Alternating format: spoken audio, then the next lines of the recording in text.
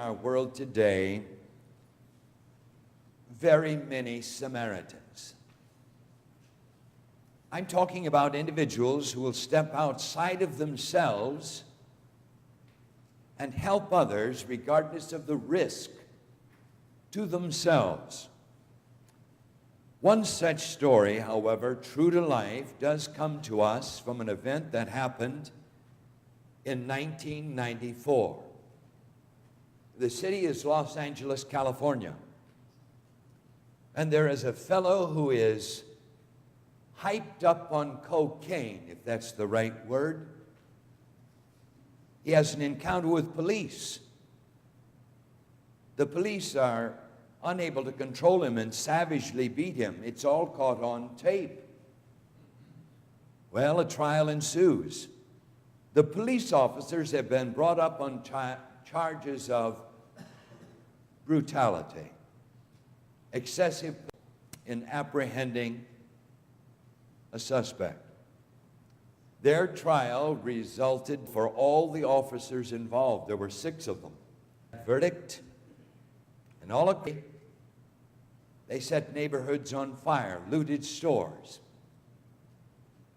It was savage, the backlash of what they perceived to be racial injustice. You saw in the news during that time, in Los Angeles, California, and a truck driver who had been stopped. And then of mob violence out of his tractor trailer, threw him on the ground. And then you saw a man take a cement block above his head and throw it on the man's head. We cringed.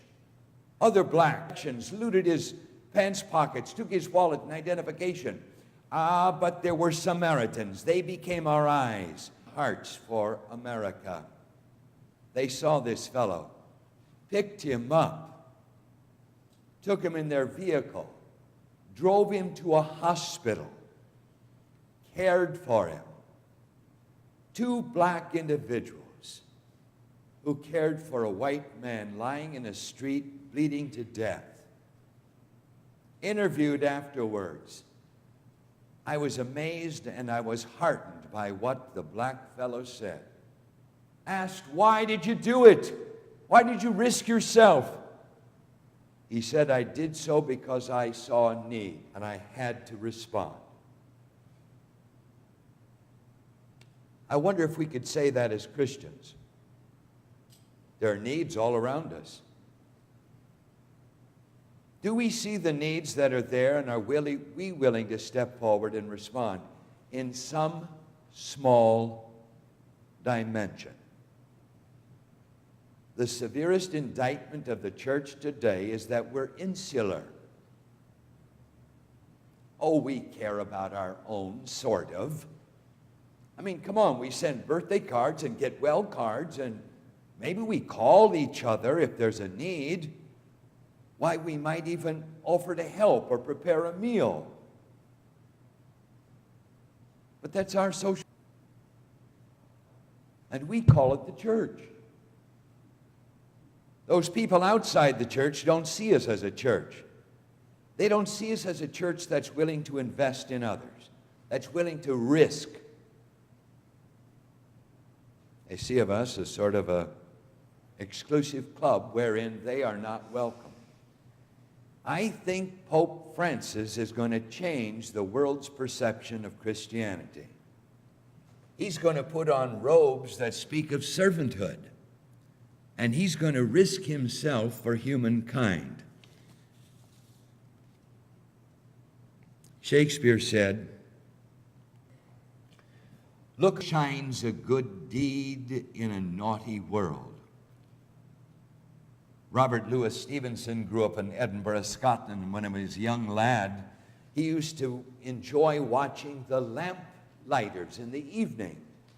They had a long pole, Bates lamp. One evening, as he was watching her make his way, he proclaimed, look, there's a man out there punching holes in the darkness. That's what I want us to be. Individuals who can part of the world and punch holes in the darkness. Our efforts may reach us, but I believe those small changes will be positive changes. Our parable from the Gospel of Luke vividly demonstrates what Christians can and should do. The book of James puts it to us this way: faith without works is dead. Now, I can proclaim to all my family and all my loved ones about that faith that I just done. Well, if I don't have any evidence of that faith in real life terms, the book of James says that it just ain't so. You're not the genuine article. The reformers did something for us, and they did us a great favor. They said this: if there are no fruits of regeneration exhibited in a person's life, they have no reason to believe that they are in the faith. You don't become a Christian by proxy. A label does not make you a Christian. The kind of life you live and choose to live according to the grace of God. We're back to that grace again that the choir sang about a few moments ago. We've got to decide what we're going to exhibit in our world. Will people know us by how we act and by how we care? Well, I'm going to examine quickly a few of these characters in this parable for us.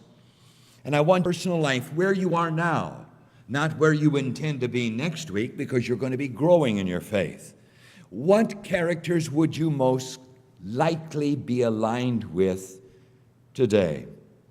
First, there's the lawyer. He believed that human needs were simply a matter of discussion. And far too often I find myself in that very trap. I don't like that about me.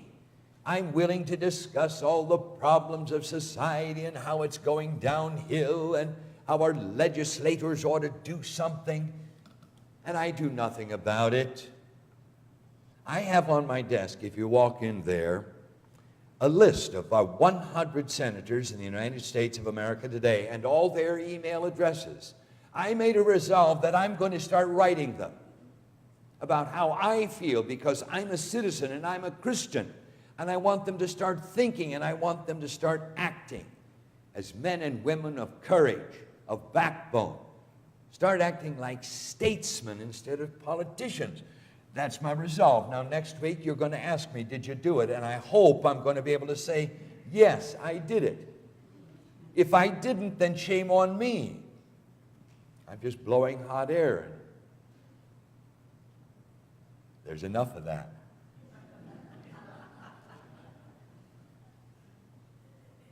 Well, the lawyer gets his comeuppance. Our blessed Lord personalizes things. When you and I start to personalize our faith, things happen. Suddenly it's not you and a part of a group called a church. It's you and Jesus.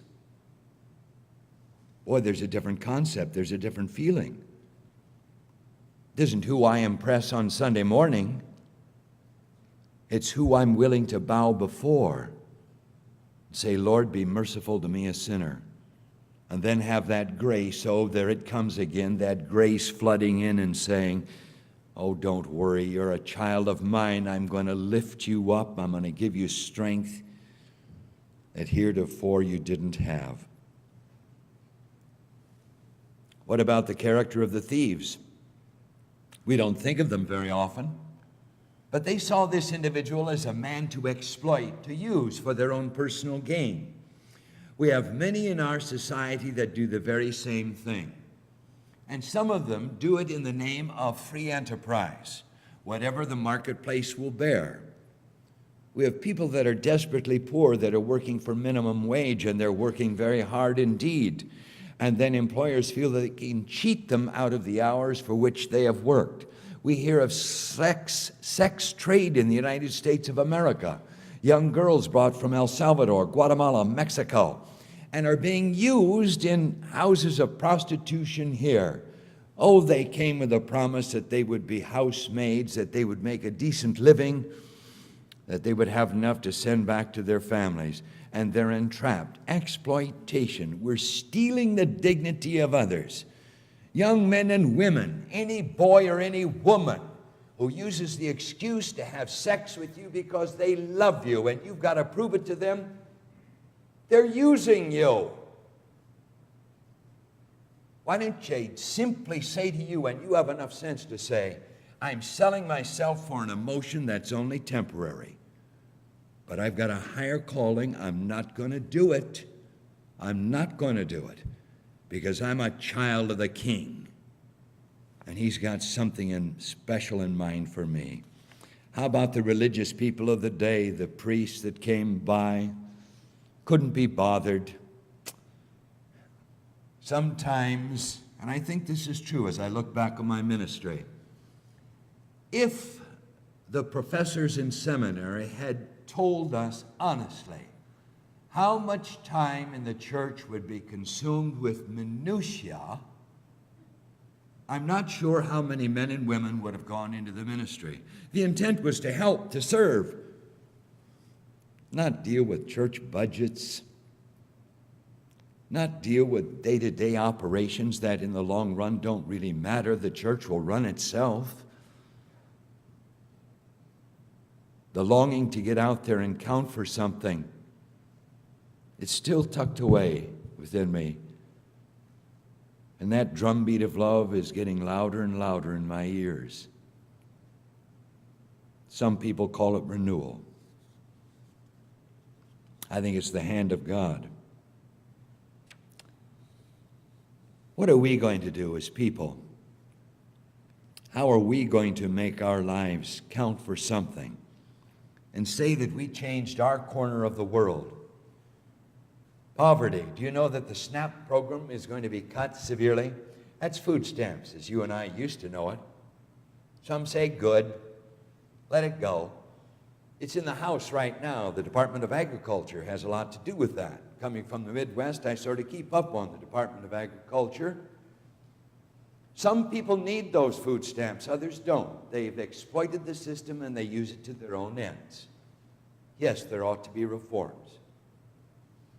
But the innocent's caught up in that whole business.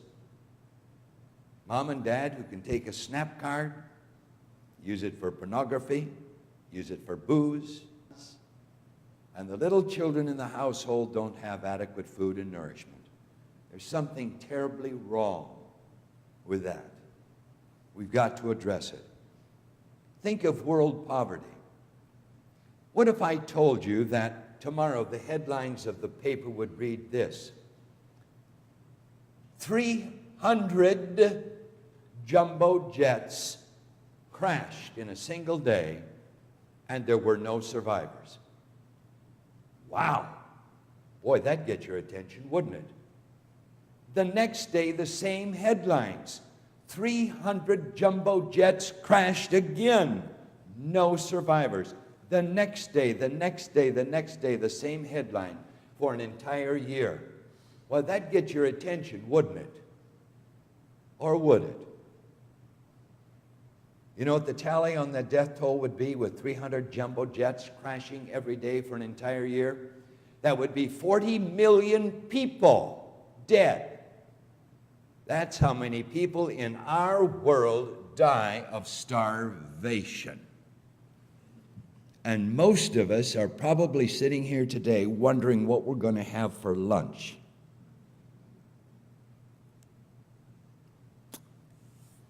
What's wrong with us? We can't do it all, but we can do something. And then there's this unlikely character, the Samaritan. Out of touch with his times, he was a half-breed. He wasn't accepted by any good Jew. He wasn't to be trusted. And yet he has compassion. Now, I notice that we have a way of getting out of things that we don't want to do. First we blame, and then we excuse our lack of involvement. Now this Samaritan, think about this parable and how it unfolds. He could well have said to this fellow lying there on the road, you know, you're an idiot. You traveled alone. Everyone who's thinking about their own safety knows that it's not safe to travel from Jerusalem down to Jericho. There are brigands, there are bandits here. Why didn't you contact the tourist bureau? They would have told you. You're not thinking. You could have traveled with a group, but no, you had to go it alone. Now that's the blame aspect, and he could have said all of that. And that's what we do in our society. We blame people for the situations they find themselves in. It's a lot easier. It takes any kind of involvement away from us. They're idiots. They're stupid. They never went to school. They don't have any education. They're lazy. They'd rather sit on their front porch, smoke, dope, drink beer. Well, riff-raff, get rid of them, for heaven's sake. And then the excuses he might have used. He does not, but he might have. I've got a time schedule. I don't really have time to stop here. I can see this is going to take a bit of doing. This fellow is very near death, and he could have hurried on his way. He could have said, I don't want to become emotionally involved. And when you care about people, you risk that, you know. You're going to give something of your heart away. And you may get your heart stomped on because they may not appreciate a single thing you're doing for them, but do it anyway because you're a servant of God. You've got a higher calling. You might have said, you know, the expense, I've got my family to think about. I've got 2 kids at home. By Jove, they've got to be going to the Jewish school in Jerusalem. It's going to be costing me dollars to send them there, or denarii to send them there. I can't afford this. He stops what he's doing. He invests his time, his energy, and he cares for the fellow, brings him to an end, and then hands over to the innkeeper additional funds. Here, care for him. If there's anything else you need, I'm going to be coming back this way, and I'm going to stop, and I'll repay you.